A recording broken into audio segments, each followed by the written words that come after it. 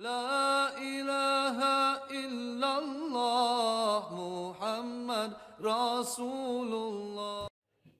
بسم الله الرحمن الرحيم. الحمد لله رب العالمين والصلاة والسلام على سيدنا محمد خاتم الأنبياء والمرسلين صلوات الله وسلامه عليه وعليهم أجمعين.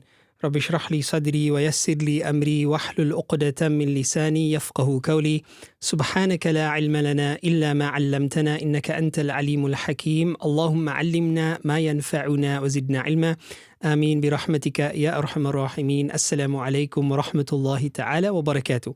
أهلا وسهلا ومرحبا بكم. I welcome you back to our level 2 al-Ulum al-Hadith course on Ibn Hajar's Nukhbat al-Fikar, understanding core concepts in Hadith theory.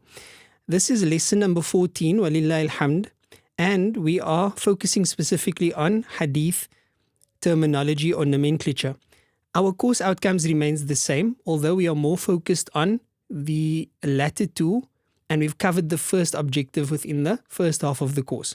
So understanding Hadith and its role in Islam, mastering Hadith terminology, which is our core focus during this term, and then finally, which we'll again touch upon, even though we've covered it before, there are other aspects to cover in understanding Hadith preservation, transmission, as well as authentication. In this lesson, bi'idhnillahi ta'ala, we will once again look at some mustalah revision. We're not going to revise all the concepts we covered since the very beginning of the course, since that forms part of the first half of the course. Now we are going to focus on a brief revision of the istilahat or nomenclature or technical language of the muhaddithun, as we hope inshallah to have you master those concepts by the end of this course bi'idhnillah. Number 2, we are looking at problems with transmitters. So there are two major reasons why a hadith can be problematic. It's either going to be because of its transmitters, or it's going to be because of its content. It's isnad or it's matan. And we are looking at the problem with its transmitters. And then as far as the transmitters are concerned, it can be a problem with the adala, or it can be a problem with the dabd. So in the previous lesson, we gave a focus on mukhalafatul rawi li-thiqat, contradicting reliable transmitters. And then we said, of the functions that we're looking at, we've covered lying, accusations of lying, fisq. We've covered making big mistakes, carelessness, waham. What we needed to cover in the previous lesson, and we so did, alhamdulillah, was mukhalafatul rawi li-thiqat. And there were several subcategories of that. And in this lesson, inshaAllah ta'ala, we look at the remaining problems with transmitters, two of them in relation to the adala, jahala and bid'ah, and one in relation to dabd, which refers to poor memory, which is the weakest form of a cause for a hadith to be weak. With that said, we can also look at the broad spectrum of what we've covered so far in our course. The segment speaking about بحسب صفة إسناده, describing the isnad and to whom it is attributed. This Ibn Hajar, he basically leaves this for later on. In terms of the type of hadith, in terms of who's speaking, this is also left for a later chapter in the Nukhba. What we started out with was بحسب طريقة وصوله إلينا, looking at how the hadith reached us, and عدد طرقه, the number of pathways. So we've covered everything here in terms of mutawatir and ahad, right? Massively transmitted and solitary transmissions, and the various subcategories thereof. We looked at the discussion on supportive evidence, بحسب سورة الإعتبار, looking at mu'arada and muqarana, where we compare narrations in order to corroborate transmitters and in order to corroborate transmissions. We looked at the different types of evidence. The major discussion, of course, in mustalahul hadith is deciphering and separating between that which is maqbool or accepted and mardud, rejected. In the first term, we've looked at the concept of sahih, right? Hasan li dhatihi, sahih li dhatihi, as well as sahih li ghayrihi and hasan li ghayrihi, meaning sahih and hasan due to supportive evidence, due to mutaba'at and shawahid. We also looked at what happens when there's contradictions and when there's no contradictions. So no contradictions being muhkam, contradictions that can be resolved through synthesis being mukhtaliful hadith, contradictions resolved through abrogation gives us nasikh and mansukh. We practice upon these ones and we do not practice upon the mansukh. Now moving over to the mardud category, we are currently occupied with this category. We briefly mentioned shadh, we briefly mentioned ilal. We also looked in detail 2 lessons ago, I think that was lesson number 12, where we looked at lisaqt fi sanad, a drop or discrepancy in the transmission, or rather in the chain of transmission. What type of drop? Is it going to be an apparent drop, saqt zahir, or is it a hidden drop, saqt khafi? We've covered that in detail in the first semester. We've opened up the previous lesson, looking at once again ta'an fi rawi, right? Some of them we dealt with previously. Specifically, we looked at mawdu', what would cause the hadith to be fabricated, matruk, what would cause it to be discarded. What is these categories? Mukhtalat, mudraj, musahhaf, muharraf, maqloob, muttarib. These were all covered in the previous lesson, and we also looked at munkar in lesson number 12. So what remains of these causes, as you can see, 2 of them are mentioned and 1 is omitted here for some reason. The 2 that are mentioned is jahala and mubham, and then the other one is bid'ah. Right? I'm writing with a digital pen here, so excuse the look of that. So bid'ah. What happens in these cases? And these are, well, technically, that would be incorrect. Because bid'ah actually fits under dabt. So you can have a subcategory here.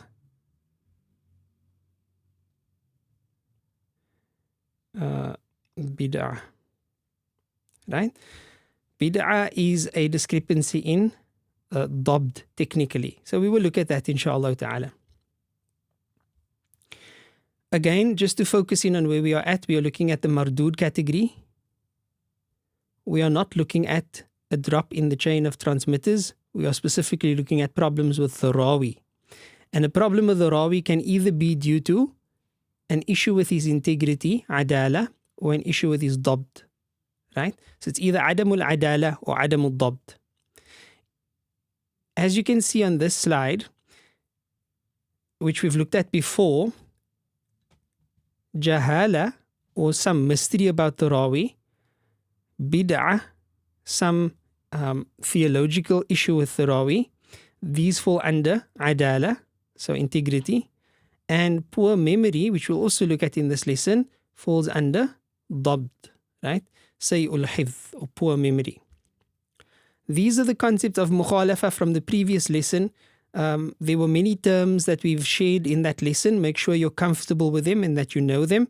You don't necessarily need to memorize the details of each one, but to understand broadly the term mukhalafa and that it has subcategories, that helps as an initial starter. And then to also just basically familiarize yourself with the various types of mukhalafa that one can get. Ideally, you want to memorize all of the terminology within the Nukhba, considering that it is a condensed form of the basic terminologies that any student of Hadith would need to be familiar with. But now we go on to the Nukhba itself. قال المصنف رحمه الله تعالى ونفعنا الله بعلومه وعلومكم آمين. Ibn Hajar says, ثم الجهالة. Then there is the concept of jahala. Now jahala literally means ignorance. This is not referring to the ignorance of the narrator, but rather that we are ignorant, or there is ignorance, some mystery, some ambiguity about who this narrator is. And there are various ways in which he can be a mystery. At the one level, we could know nothing about the person, not even their name. Where somebody just says, حدثني رجل, a man narrated to me. Or they say, حدثني ثقة, a reliable person narrated to me, but they don't say who the person is, so we are unable to check ourselves whether this person is reliable or not. That's one level. Another way of a mystery about the narrator is that we know his name, but only one person ever transmits from him. So we don't have enough data in order to do the act of muqarana, mu'arada, to corroborate whether this person, this transmitter, is reliable or not. In other instances, we have more than one person transmitting from him, 2 or more. But still, it is too few to make a genuine case. and nobody explicitly told us that this person is reliable. And as a result, these levels of mystery about the transmitter causes the hadith to be rendered weak, right? It does not meet the criteria of being Hasan or Sahih a fortiori. So looking at that, we now proceed again with the text, ثُمَّ الْجَهَالَةُ, then there's this mystery, وَسَبَبُهَا, the cause of a mystery around a narrator is أَنَّ الرَّاوِي, that the transmitter, قَدْ تَكْثُرُ نُعُوتُهُ, perhaps he is known by various descriptions, various names, right? Nicknames, patronyms, different names, etc. فَيُذْكَرُ بِغَيْرِ مَا اشْتُهِرَ بِهِ لِغَرَضٍ. So in the chain you come across a person and he's mentioned by a name that he is not renowned for, right? He's mentioned by an obscure name, a lesser known name. Why would someone include an obscure name or a lesser known name of this particular narrator? Ibn Hajar says here, لِغَرَضٍ, for some reason. Now there are a plethora of reasons why this could happen. Some are more nefarious than others. So for example, if you want to disguise the identity of a narrator because he is weak, then this is technically a type of tadlisu shuyukh, but it's categorized differently here because it is a reason. So he doesn't explicitly state what these reasons are, but there's some intentional motive behind using an obscure name. So this is one way in which jahala can occur. We don't know anything about this rawi because the name that's being mentioned here is not the name for that we have any information about. Tamam. وصنفوا فيه الموضح. And in relation to this category, the scholars had authored a subcategory of hadith which is called al-mudih, not hadith but rather hadith theory. And among this, you can see in the notes by Shaykh Nuruddin Itar, he says فَيُذْكَرُ بِغَيْرِ مَشْتُهِرَ بِهِ لِغَرَضٍ مِنَ الْأَغْرَاضِ فَيُظَنُّ أَنَّهُ آخَرٍ. So they changed the name of the person for some other name. فَيُظَنُّ, then it is thought أَنَّهُ آخَرٍ, that this is a different person. فَيَحْصُلُ الْجَهْلُ بِحَالِهِ, so thus we don't know his condition. وصنفوا فيه, and they authored in this topic, أي في هذا النوع, in this category, الموضح لأوهام الجمع والتفريق. A book such as الموضح, the clarifier, لأوهام الجمع, for the doubts when making jam' والتفريق and when making tafriq, when trying to synthesize between things and trying to separate things. أجاد فيه الخطيب. Ibn Hajar says that Khatib Baghdadi has done excellently in compiling a book or compiling a work in this particular field. وَسَبَقَهُ, and preceded Khatib al-Baghdadi إليه, to the subject, Abdul Ghani وهو ابن سعيد المصري. Abdul Ghani ibn Sa'id al-Misri, he preceded Khatib al-Baghdadi. He doesn't explicitly state that he was the first. I haven't researched this to that degree, but he was before Khatib Baghdadi. وهو الأزدي أيضا. He's also known as al-Azadi. That is an attribution to the Azad name. ثم السوري, and then he became Suri thereafter. So this is just some biographical information about the authors of these works, but the work is called Al-Mudih, and Al-Mudih لأوهام الجمع والتفريق. Imam al-Khatib al-Baghdadi, he's the reference that Ibn Hajar gives us for this. Shaykh Nuruddin Itar gives us some more information about these individuals. Abdul Ghani ibn Sa'id ibn Ali ibn Sa'id al-Azadi al-Misri, Wulida, he was born in the year 332, Wulida sana 332 Hijri, Muhaddith Misr wa Hafidhuha. He was a Muhaddith of Misr and he was one of the Hufadh of Misr. Nuqada Daqiq, Tuwfiya, he passed away in the year 409, in the year 409 Hijri. Min kutubihi, from among his works, from among his authored works, Al-Mu'talif wal-Mukhtalif. أي ثم بعد الأزدي السوري. What did he mean by after Azadi he was a Suri? وهو تلميذ الأزدي محمد بن علي بن عبد الله السوري الحافظ توفي, and he also passed away in the year 441. So there you can see some biographical information about that note. It's just an extra sort of nuqta, in case you were wondering what is this al-mudih that Ibn Hajar refers to. He then proceeds and he says, وَقَدْ يَكُونُ مُقِلًّا. It could also be that the transmitter in question doesn't transmit much, right? Hadith transmission was not his career. It wasn't something that he did full-time or as a serious student. He heard some ahadith and he transmitted them. So you see him now and then, like very rarely. And for this reason, فَلَا يَكْثُرُ الْأَخْذُ عَنْهُ. So you don't find many students taking from these people, right? If you imagine in your family, right, you may have one uncle who was really interested in the history of the family.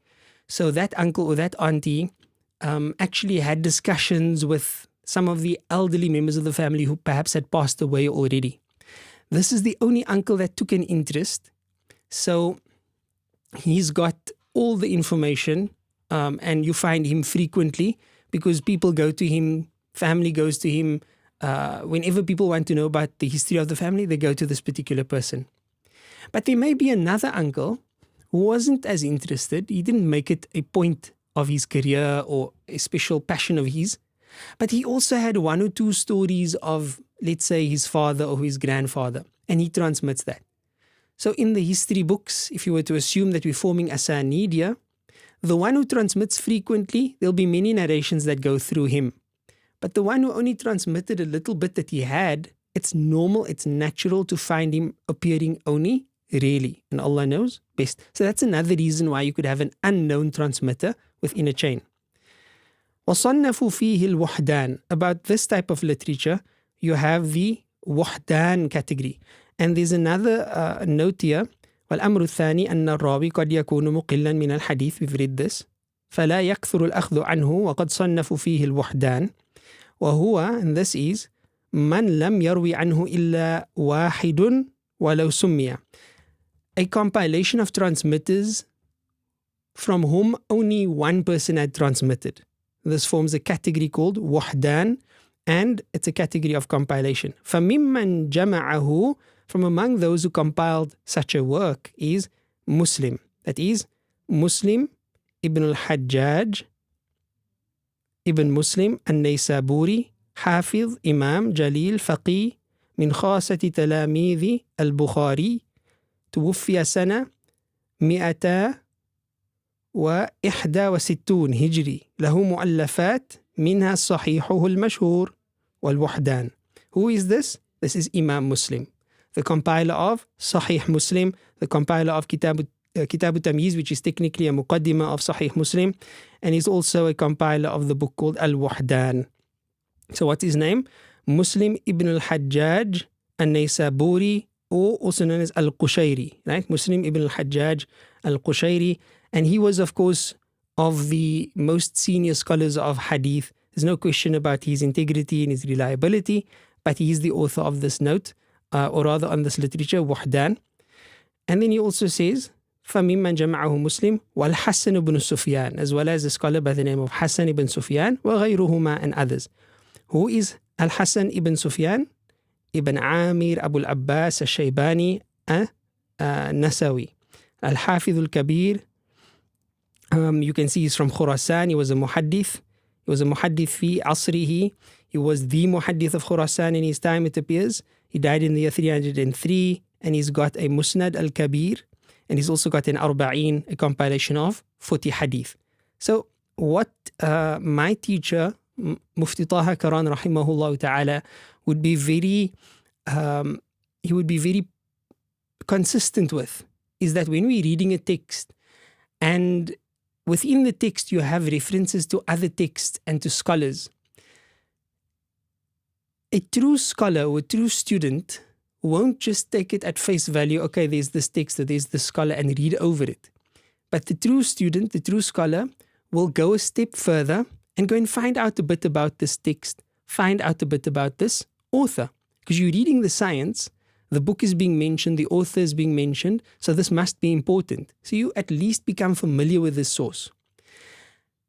The really erudite scholar or the erudite student would go a step beyond that and actually acquire the book, find the book, acquire the book either by purchasing it or reading it, borrowing it, and start reading from the book. even if it's just the muqaddimah of the book, and familiarizing himself with the fahras or the index of the book.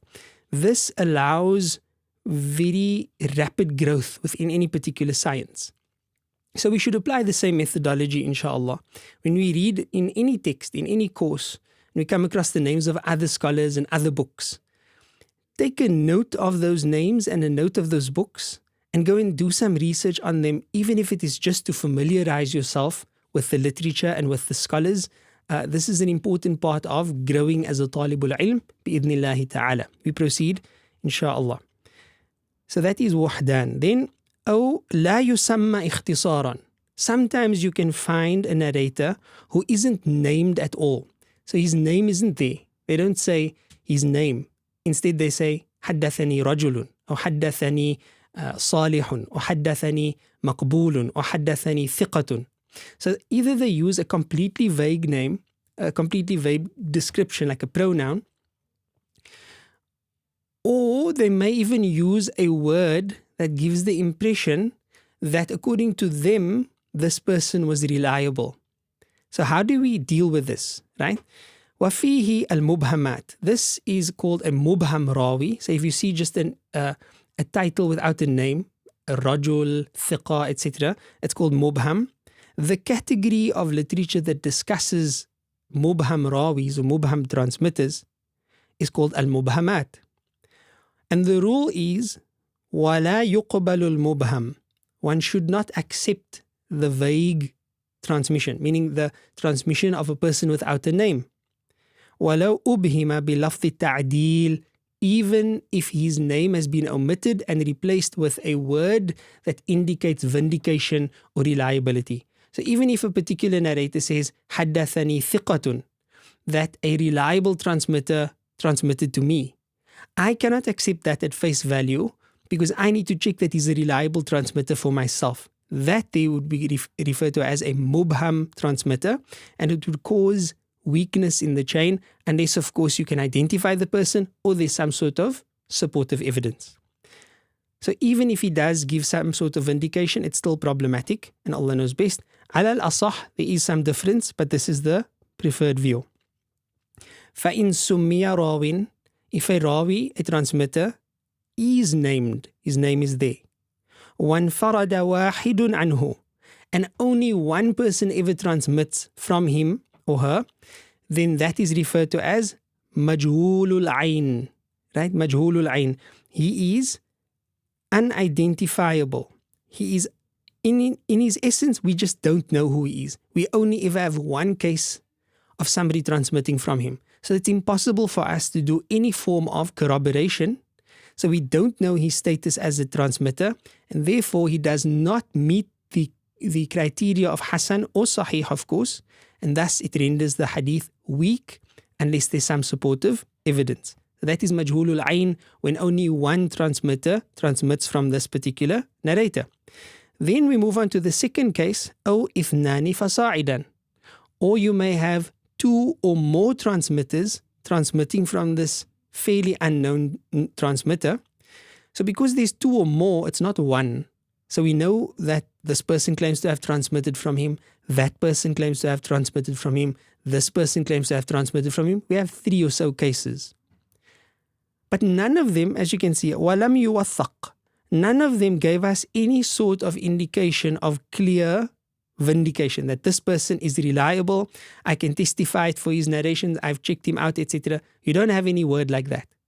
In this case, he's not majhulul ayn, but he's also majhulul hal.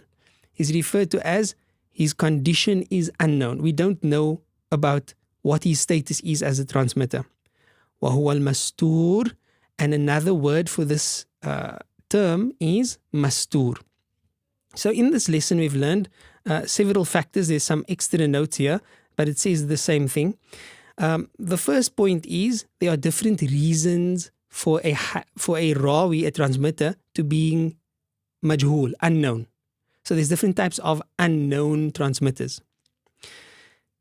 If it is that the person just has a lot of different names and an alternative name or lesser known name was used for some purpose, that's one reason for jahala.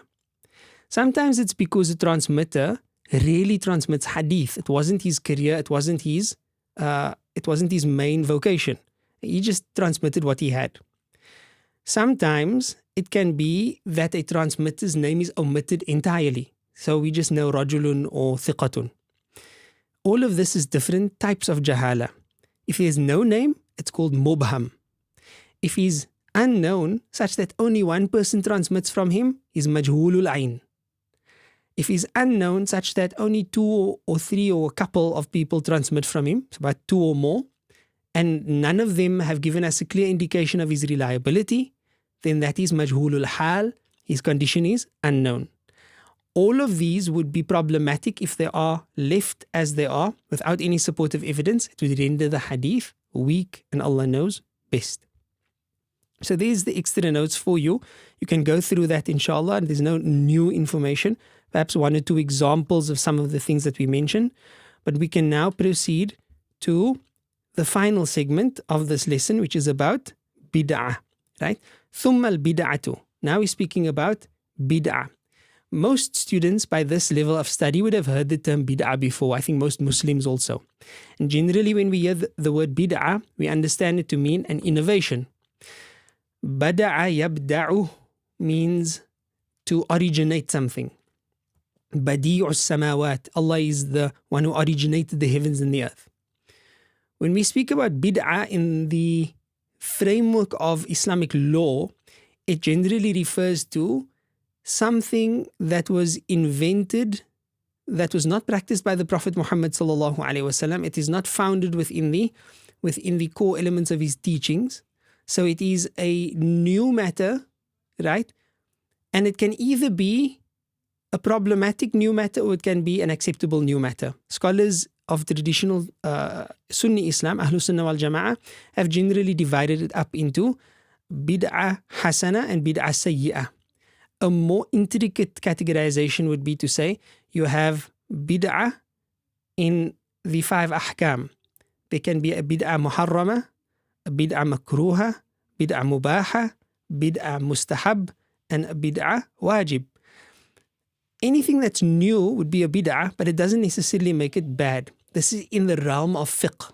And the scholars, based on whether this particular practice conforms with Islam or not, whether it falls within a bracket of a proven practice or not, the scholars would then deal with a bid'ah accordingly.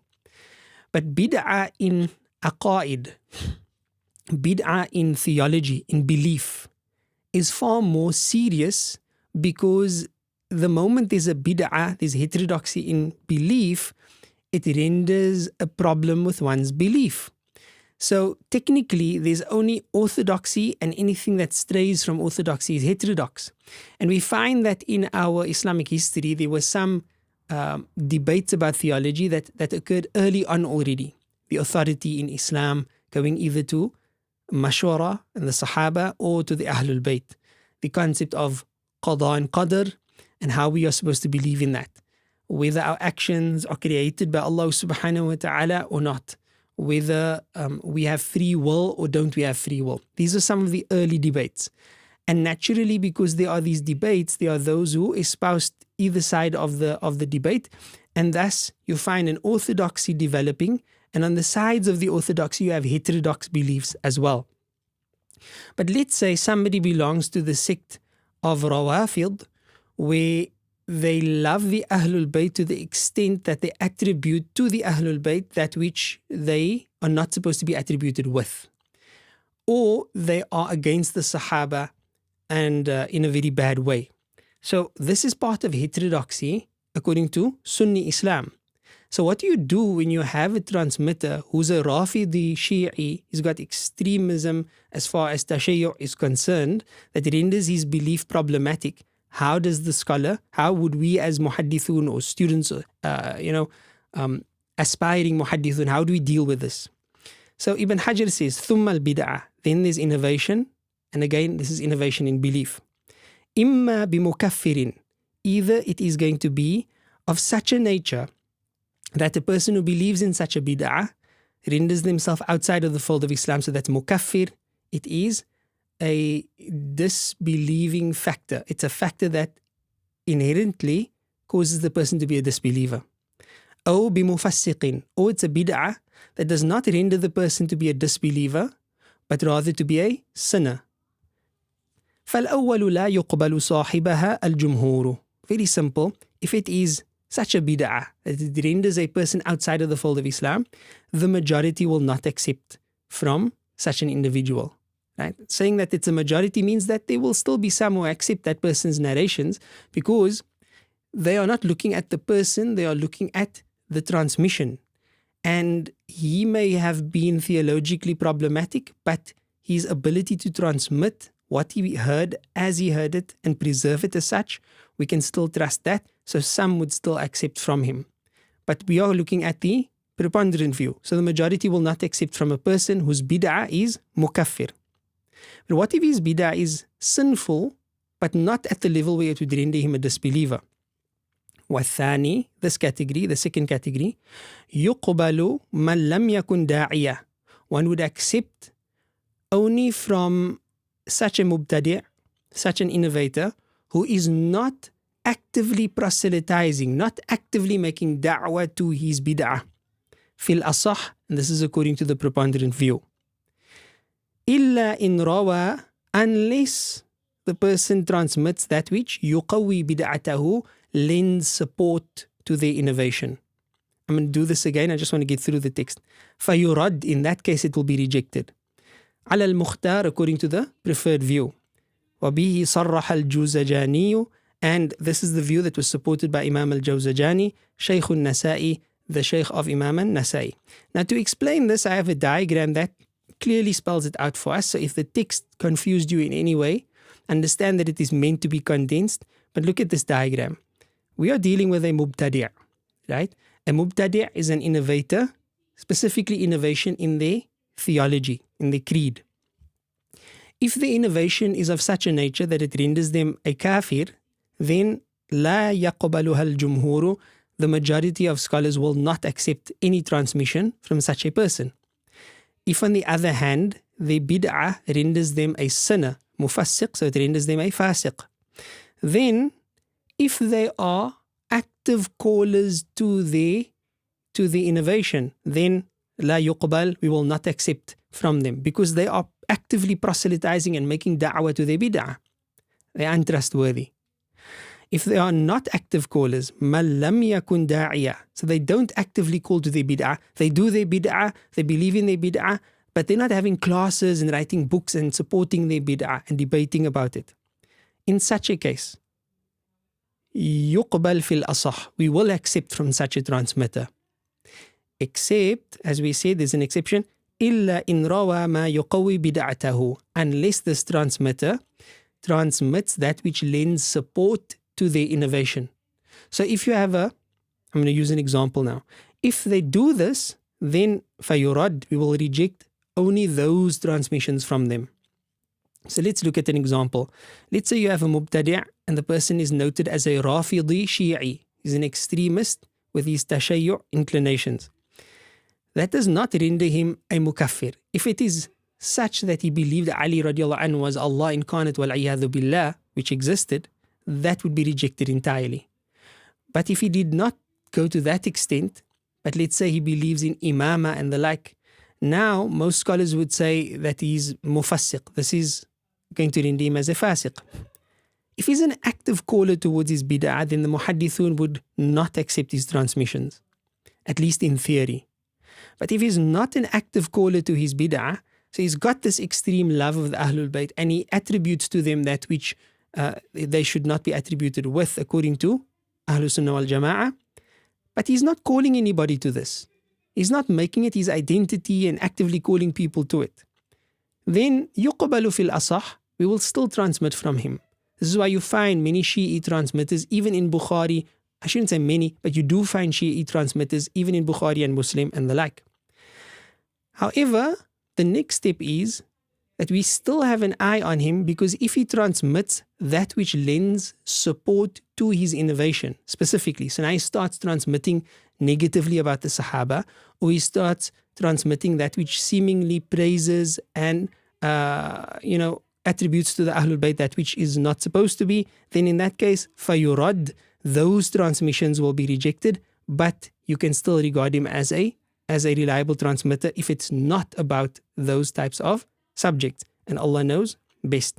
So this explains what I've just mentioned in a different way. It's notes for you as the student. And then we can proceed to the next segment, bi'idhnillahi ta'ala. Now, in this segment, we speak about the weakness of memory. Now, if we were transmitters of hadith that form part of the chains, we would all be rendered as weak memory, right? Because the level of memory that the prominent hadith transmitters had is impeccable.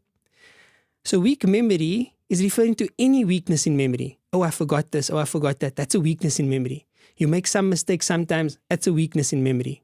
So it's a very light form of criticism. Ibn Hajar says, ثُمَّ سُوءُ الْحِفْظِ, then you have poor memory. إِنْ كَانَ لَازِمًا, if it is chronical, right? So this person chronically forgets. فَالشَّاذ, the transmissions is going to be considered shadh, عَلَى رَأْيٍ, according to one view.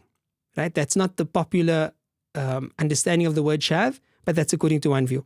أو طارئًا, if it happens to be coincidental, it happens now and then, فَالْمُخْتَلِط, this person's transmissions is going to be regarded as mixed up, right? It's mixed up. So you can have a case where a person has weakness in memory, but it's not chronic, it's not coming up all the time, he's not always forgetting things. Occasionally he forgets things. وَمَتَى تُوبِعَ السَّيِّئُ الْحِفْظِ, when you have supportive evidence from the word tabi', when you have supportive evidence backing up somebody with sayyi'ul hifz, with bad memory, bimu'tabarin, because of the concept of consolidation and corroboration, then you can actually bolster up this hadith. So if you only have a weak memory transmitter and nobody else transmitting it, the hadith is weak. But if you have a weak memory transmitter here and another one in a separate hadith and another one in a separate riwayah and so on and so forth, these all lend supportive evidence to one another and thus raises the rank of what would have been a weak hadith to hasan لغيره. وكذا المستور, the same applies with a mastur or majhulul hal problem in a chain. والمرسل, a mursal problem. والمدلس, a mudallas problem. These are terms we've dealt with before. In all of such cases and others as well, صار حديثهم حسنا, their hadith would become hasan, لا لذاته, not intrinsically, بل بالمجموع, but rather because of the collective evidence of all of those different transmissions, and Allah knows best. Now that covers the reasons for weak memory and weakness in a transmitter. Remember, weaknesses in a transmitter could either be because of a lack of integrity or because of a lack of precision and accuracy. We've dealt with all of them. Some had more details than others, but this covers all of the reasons in a general sense for why a transmitter would be problematic. We also looked at why a sanad would be problematic. We also looked at various other phenomena, but this now covers everything that was on that shajaratul tawdihiyya, which we can now demonstrate to you at the end of the lesson as being covered in its entirety, except for the first two segments that we spoke about over here. We need to do this.